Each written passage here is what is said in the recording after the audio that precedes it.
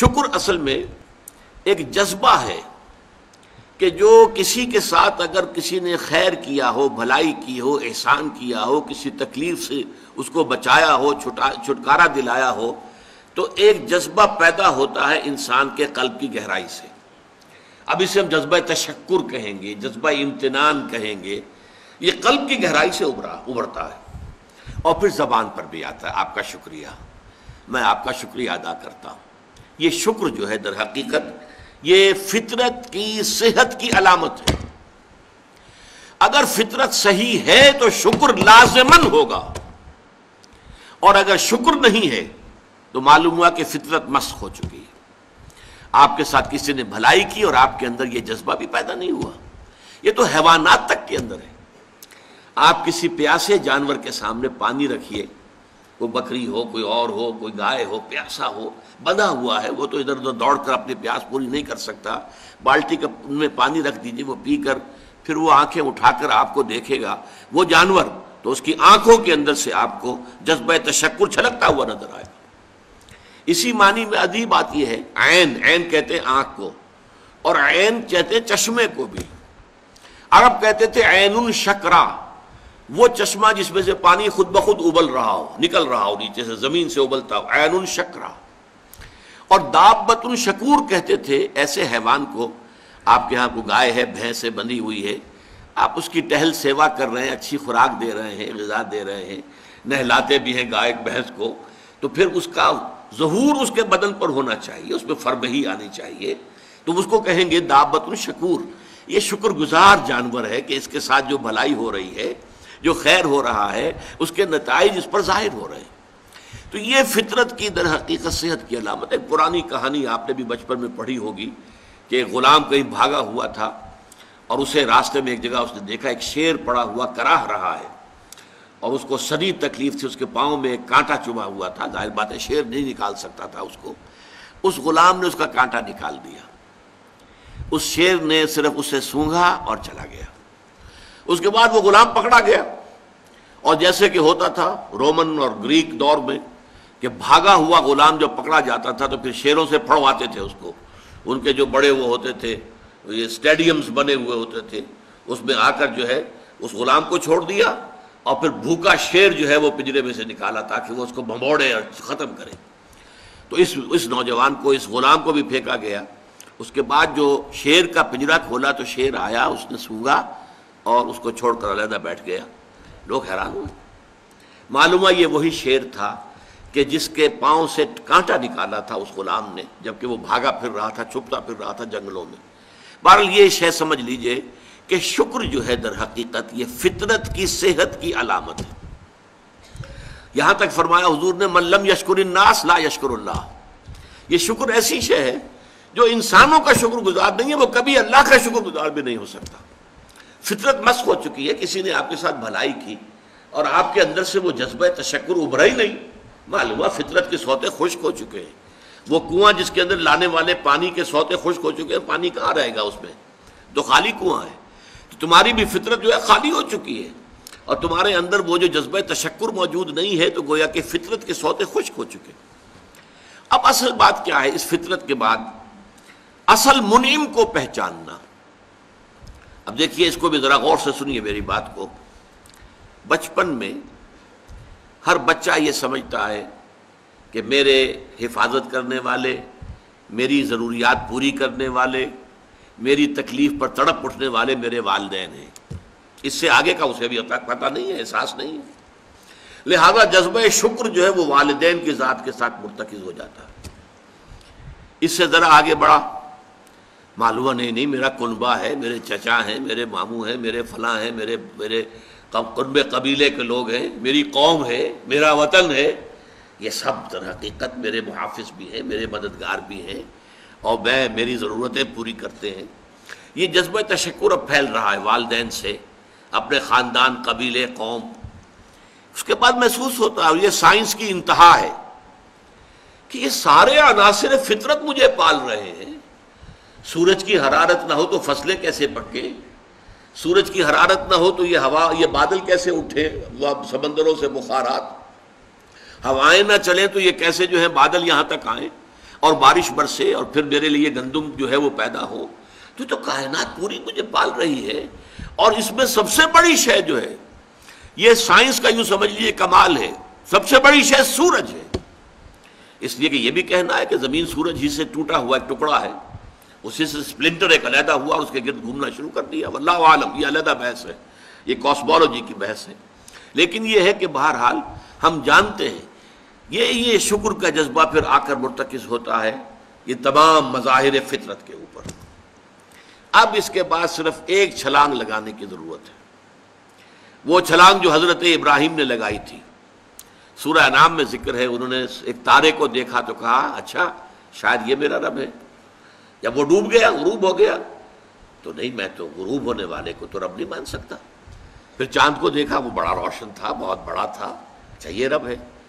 جب وہ بھی ڈوب گیا، کہا نہیں، اگر میرے رب نے مجھے ہدایت نہ دی. پھر دیکھا سورج کو، ھذا اکبر، ھذا ربی، ھذا اکبر. فلما افلت، پھر جب وہ بھی غروب ہو گیا تو پھر اس کے بعد جو چھلانگ لگائی انہوں نے کیا، انی وجہت وجہی للذی فطر السماوات والارض حنیفا، میں نے اب اپنا رخ کر لیا ہے، اپنا چہرہ کر لیا ہے رخ پر اس ذات کے جس نے آسمانوں اور زمین کو پیدا کیا ہے، جو سورج اور چاند اور ستاروں کا پیدا کرنے والا ہے. حنیفا، یکسو ہو کر. وما انا من المشرکین، اور میں ہرگز مشرکوں میں سے نہیں ہوں. یہ ہے عقل کی آخری چھلانگ. سورج بھی ایک نظام میں جکڑا ہوا ہے، کسی اور نے اس کا نظام بنایا ہے، اس کی حیثیت کچھ ہے ہی نہیں. اس پوری کائنات کی وسعت اور پہنائی میں یہ جو خورشید منور ہے یہ کیا ہے؟ یہ ایک ذرے کے مانند ہے، پوری کائنات کی ہے. Billions and billions of galaxies, اور ہر گیلیکسیز میں billions and billions of stars. اندازہ تو کیجئے، اس کی وسعت کا کوئی تصور ممکن ہے؟ انسان کو چکر آتا ہے. یہ تمام جو ہے اعداد و شمار جو یہ آتے ہیں ہمارے سامنے ایسٹرانومی میں، چکر آتا ہے. سورج کی کیا حیثیت ہے؟ ہاں ایک ہستی ہے کہ جس نے ان سب کو جکڑا ہوا ہے، جس کے نظام میں ہے، جس کے قانون کے اندر یہ جکڑے ہوئے ہیں. بے حسبان، یہ ایک حساب کے ساتھ چل رہے ہیں، اور حساب کسی نے معین کیا ہوا ہے. یہ ہے در حقیقت عقل کا کام. یعنی فطرت کی سلامتی، جذبہ تشکر. شکر کس کا؟ سب سے بڑی بات اللہ کا شکر. ایک بات اور نوٹ کر لیجئے، یہی جذبہ تشکر ہے جو پھر عبادت کی شکل اختیار کرتا ہے. دیکھیے شکر، آپ کے ساتھ کسی نے بھلائی کی، آپ کی فطرت کا تقاضا نمبر ایک یہ کہ اس کا شکریہ ادا کریں. نمبر دو یہ کہ آپ بھی کوشش کریں کہ کوئی میں بھی اس کی خدمت کروں، کو میں اس کو بدلہ دوں. هل جزاء الاحسان الا الاحسان، بھلائی کا بدلہ سوائے بھلائی کے اور کیا ہو سکتا ہے؟ لیکن فرض کیجئے کہ وہ ہستی اتنی بلند و بالا ہو، والدین کی آپ کچھ نہ کچھ خدمت کر کے، کچھ کسی درجے میں جو انہوں نے بچپن میں پالا پوسا تھا، کسی درجے میں آپ اس کا جواب، اس کا بدلہ دے سکتے ہیں. بڑھاپے میں یہ ہے کہ انہیں فلا تقل لہما اف ولا تنہرہما، انہیں اف تک نہ کہا جائے، انہیں جھڑکا نہ جائے، ان کی اطاعت کی جائے، ان کی فرما برداری کی جائے. ہاں ناحق بات میں ان کی بات نہیں ماننی ہے، شرک پہ مجبور کریں تو ان کو نہیں ماننا، ان کے حکم کو، لیکن باقی یہ اور چیزوں کے اندر ماننا ہے. تو یہ سارا معاملہ یہ کسی نہ کسی درجے میں آپ نے اسے بدلہ دے دیا اور جو بھی ہے.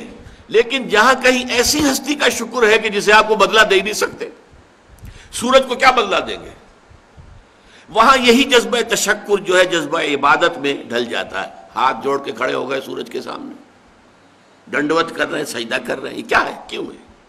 یہ وہی جذبہ تشکر ہے کہ اس سورج ہی سے ہمارا سارا نظام چل رہا ہے، میرا پورا وجود یہ در حقیقت اسی کے ذریعے سے اس کی ساری ضرورتیں اور سارے تقاضے پورے ہو رہے ہیں. یہی جذبہ تشکر ہے جو جذبہ عبادت کی شکل اختیار کرتا ہے.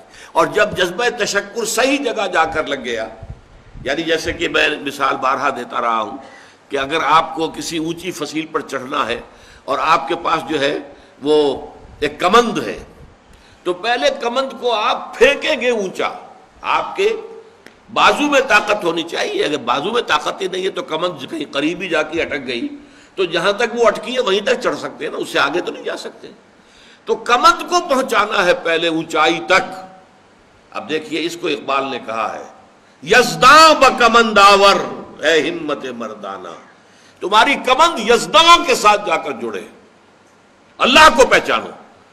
تمہاری عقل کا جو ہے در حقیقت امتحان یہ ہے کہ اصل منعم حقیقی، اصل محسن حقیقی، اس کے انعامات، اس کے احسانات، اس نے تمہیں پیدا کیا، تمہاری ضرورت کی چیزیں پیدا کی۔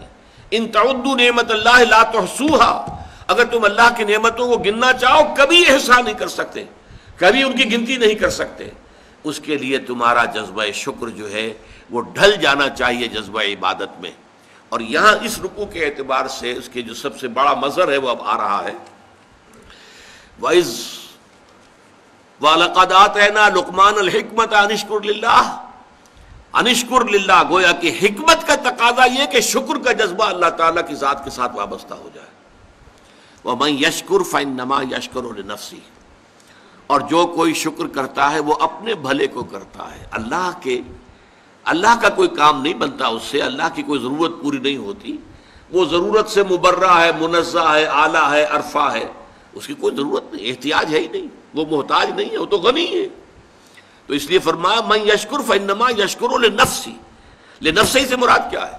اگر آپ کے اندر جذبہ شکر ہے اور وہ جذبہ تشکر جا کر ذات باری تعالیٰ کے ساتھ منسلک اور ملحق بھی ہو گیا ہے، اب آپ کی شخصیت کا ترفع ہوگا، شخصیت ابھرے گی، شخصیت اپچے گی، شخصیت کی ترقی ہوگی، شخصیت میں ترفع پیدا ہوگا، بلندی آئے گی، تعمیر سیرت جسے کہتے ہیں، جسے اقبال تعمیر خودی کہتا ہے۔